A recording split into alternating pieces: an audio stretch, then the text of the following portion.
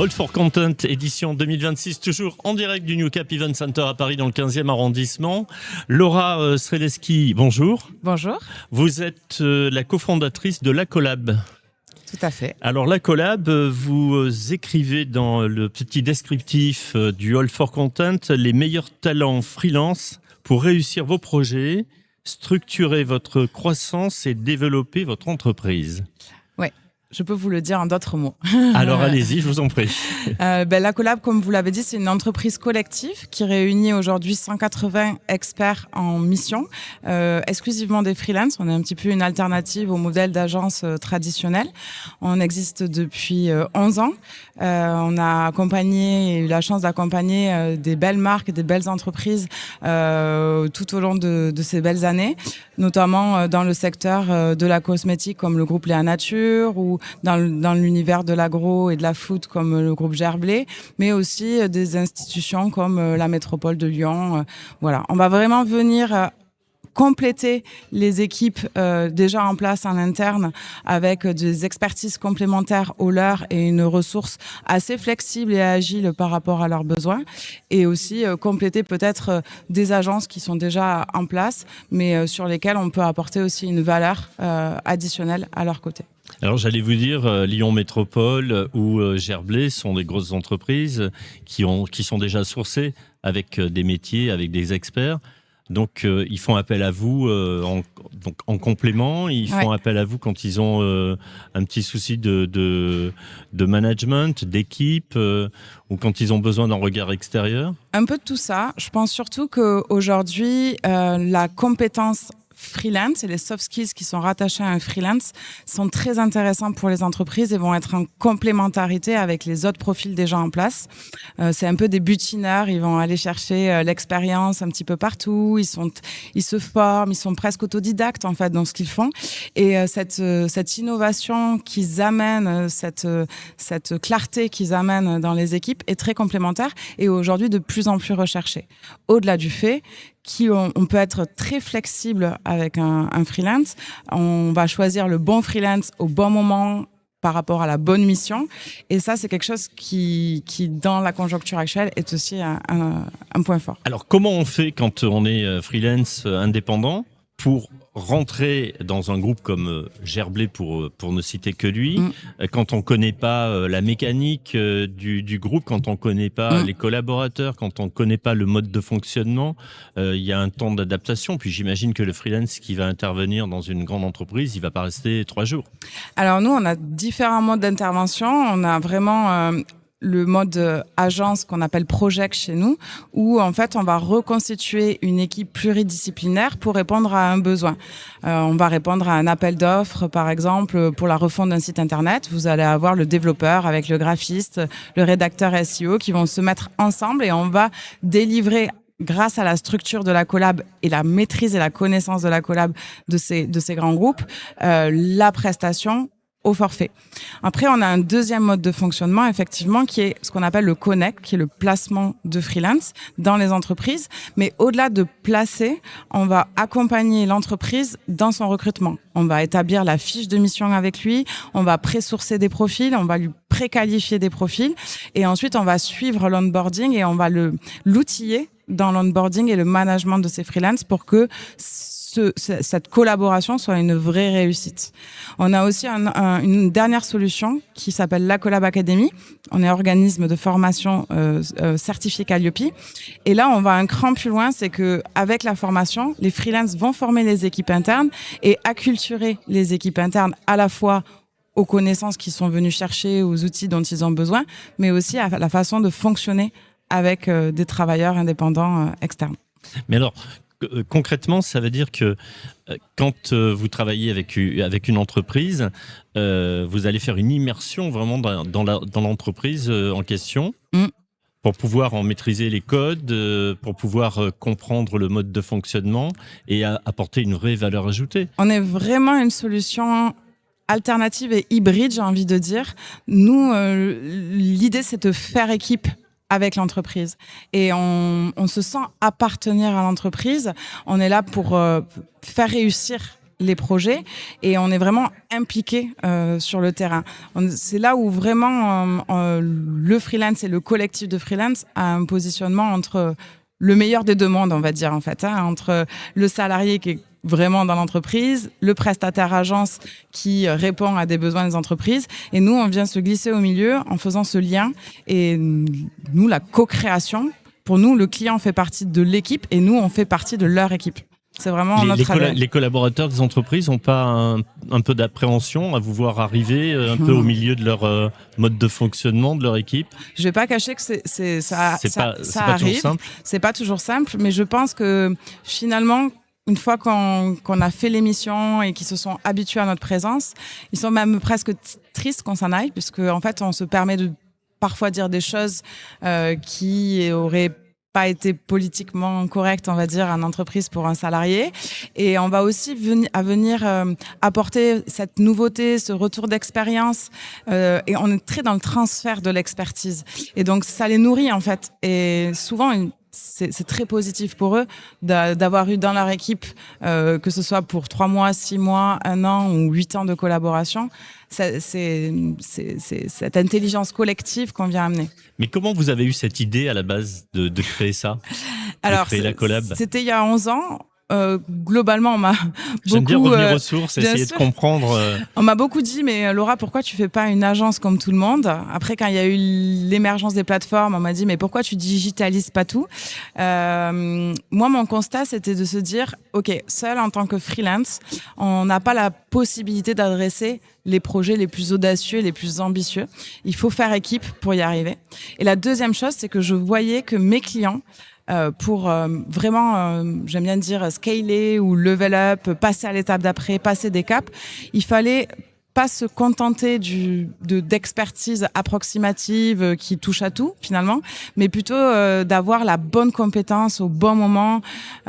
Et vraiment, nous, c'est notre richesse. C'est-à-dire que vous avez besoin d'un brand content manager qui a travaillé dans l'aéronautique et qui parle anglais. Nous, on va vous le trouver. Et on va pas vous placer quelqu'un par défaut. Voilà, vous avez ce rôle de chasseur de tête un peu.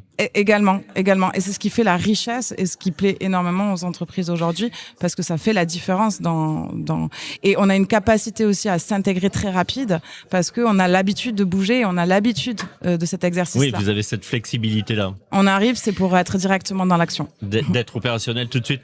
On parlait d'IA, et c'est vrai que on a ces dernières semaines parlé du recrutement par l'IA.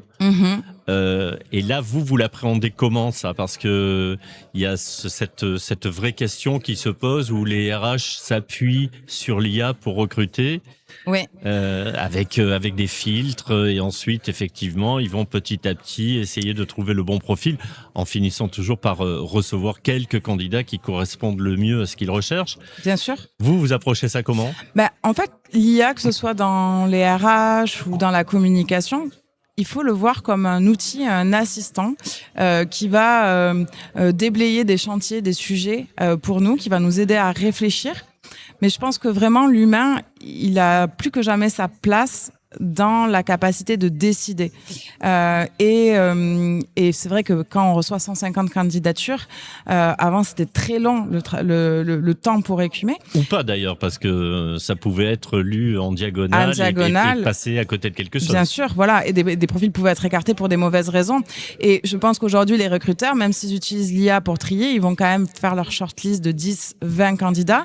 Et c'est l'œil humain ensuite qui va redécrypter, faire appel à son intuition, aller chercher... Oui, puis rencontrer les signaux faibles face à face les candidats potentiels. Exactement. Et l'humain est là pour décider et aussi, je pense, convaincre. C'est-à-dire cette capacité à porter un projet, à porter une vision, à porter un profil, à y croire avec conviction et fermeté dans la décision. Ça, je pense que l'IA ne le remplacera jamais et qu'on aura toujours besoin de gens qui portent ces éléments-là. Oui, qui ont un feeling, une première impression qui est bonne ou mauvaise, mais qui a quand même du sens.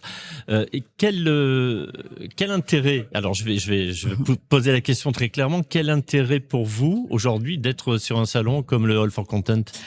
Beaucoup d'intérêt. Déjà, nous rencontrer d'autres exposants, on est nous-mêmes exposants, donc rencontrer les autres exposants, se nourrir des outils, des conférences, des pratiques des confrères, et surtout, nous, ça a été l'occasion d'inviter nos clients à venir nous voir sur les conférences que l'on a animées. On a eu la chance d'en animer 2. Vous aviez animé des conférences sur quel thème ? On en a parlé hors antenne, mais... Ouais, la première conférence, donc du coup, c'était hier, c'était sur le thème transformer l'attention en action et optimiser sa conversion, puisqu'aujourd'hui on essaye beaucoup de faire de l'acquisition d'audience, mais finalement quand cette audience elle arrive sur un site internet ou sur un contenu, le défi c'est qu'elle passe à l'action suivante. Donc réfléchir à quels sont tous les leviers qui sont réalisables. Et aujourd'hui c'était sur un sujet plus lié à l'IA, puisque c'était content et IA. Quel modèle pour rentabiliser son contenu et le produire plus efficacement. Et là, on on passe sur le modèle économique. Exactement. Et on passe surtout sur l'importance d'avoir l'humain aux côtés de l'IA, l'expertise aux côtés de l'IA pour pouvoir driver cette IA à bon escient et ne pas être noyé dans la masse des contenus généralistes, mais justement émerger, se différencier, se démarquer. C'est ça qu'on va chercher aujourd'hui à faire. Et là, on a besoin d'humains et de contenus qu'on appelle de matière propre, c'est-à-dire aller fouiller dans l'entreprise sur qui elle est, qu'est-ce qu'elle est, l'histoire qu'elle raconte, qu'est-ce que ses collaborateurs racontent, parce que ça sera toujours différent d'une entreprise à l'autre. Et c'est cette matière qu'il faut donner à l'IA pour qu'elle produise des contenus qui vont avoir de l'impact. Vous devez avoir un sacré emploi du temps là, parce que vous êtes sur Toulouse, mais vous avez des antennes un peu partout en France et en Belgique. Tout à fait. Vous me disiez tout à l'heure Toulouse, Paris, j'en oublie, Marseille, Lyon, Nantes et Bruxelles. Et Bruxelles, donc de grandes agglos, de grandes villes. Oui. Vous vous déplacez un petit peu partout pour rencontrer vos collaborateurs, pour les accompagner. Oui. Et puis une grande consommatrice de la SNCF. De la SNCF. Et là, sur Paris, l'idée, c'est aussi d'approcher des marques qui sont installées ici, dans la capitale. Clairement. Donc, Paris, c'est une antenne historique pour nous. On est arrivé à Paris en 2018. Donc, on a vraiment une belle équipe d'experts freelance qui sont en place, avec vraiment des belles synergies, des beaux clients qui se créent. Et l'ambition de la Collab Paris, c'est vraiment de faire connaître ce modèle innovant de la collab pour se positionner sur de plus en plus d'appels d'offres, de groupes qui pourraient avoir besoin de nos services, et montrer qu'il y a aussi des nouvelles façons de collaborer et de faire les choses bien. Et dans tous les métiers représentés dans la collab, il y a combien de métiers différents à peu près?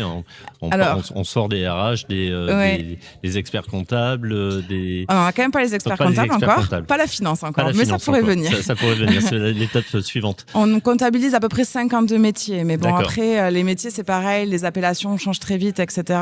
Par exemple, pour une ville comme Paris, c'est à peu près 45 freelances qui travaillent quotidiennement ensemble sur les projets des clients. Et alors, tous ces collaborateurs travaillent, ils sont en télétravail, ils sont en visio, oui. Et vous vous rencontrez régulièrement, vous arrivez à vous réunir. Oui, c'est très important. C'est vraiment très important dans notre modèle. Un lien social et du sens, et surtout trouver vraiment le moyen de l'ADN, la culture bien sûr, commune. L'ADN, la culture, les rapprocher, ouais. Et qu'ils se sentent tout le temps impliqués, concernés. Exactement, par vos puis actions. être aligné sur la façon dont on va collaborer, dont on va travailler, dont on va délivrer sur la satisfaction des clients. Et c'est vrai qu'on est donc tous chez nous. Après, on a des moments de coworking réguliers où on se retrouve. Et aussi, on va beaucoup chez nos clients. Parce que vu que on veut s'immerger chez nos clients, c'est aussi cette volonté de proximité territoriale, elle est pour être au plus près des clients et de pouvoir aller à leur rencontre et travailler après, en physique. Quand vos freelances travaillent pour une entreprise, ils sont chez le client ? Oui, alors ça dépend, parce que quand on est en placement, forcément, oui, il y a du hybride ou du distanciel et du présentiel. Par contre, quand on est sur le format agence, finalement, on n'est pas obligé d'être chez le client. On va vraiment travailler en équipe, nous, de notre côté. Mais pour toutes les réunions stratégiques, tous les ateliers de co-création qu'on fait avec eux, etc., les workshops, là, oui, nous, on demande d'avoir du physique pour créer cette connexion, comprendre, ressentir des choses qui est un peu moins palpable. Ça veut dire que si vous avez vos collaborateurs sur Marseille, ils peuvent aller travailler pour des clients qui sont à Montpellier ou on privilégie le circuit court, le local, mais pas bien vous, parce sûr. Que visiblement, vous prenez beaucoup le train. Oui, moi c'est un peu plus complexe, mais généralement on privilégie le circuit court. Par contre, si vraiment on sait que la bonne expertise, le bon profil, il est à Marseille pour un client parisien, si c'est OK pour l'entité parisienne, c'est quand même la satisfaction client. Comment vous démarchez, comment vous approchez vos futurs clients? Alors, on a 3 leviers principaux. Le premier, c'est les freelances eux-mêmes, en fait, qui sont chez des clients et qui détectent des besoins complémentaires à leur expertise. D'accord. Donc, c'est de la cooptation de la part des freelances. Le deuxième, ça va être beaucoup la partie SEO quand même, référencement naturel.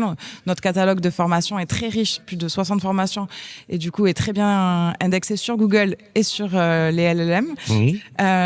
Et le dernier, c'est vraiment le côté réseau et humain, donc les événements, les salons, c'est dans notre ADN depuis toujours. On a toujours fait beaucoup de webinaires, de conférences.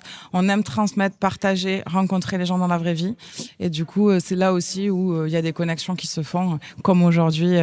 En tout cas, il y a des mots importants dans ce que vous dites, partager, essayer la collaboration, cette union qui va faire la force, l'ADN. Exactement. Et l'humain toujours au centre du dispositif.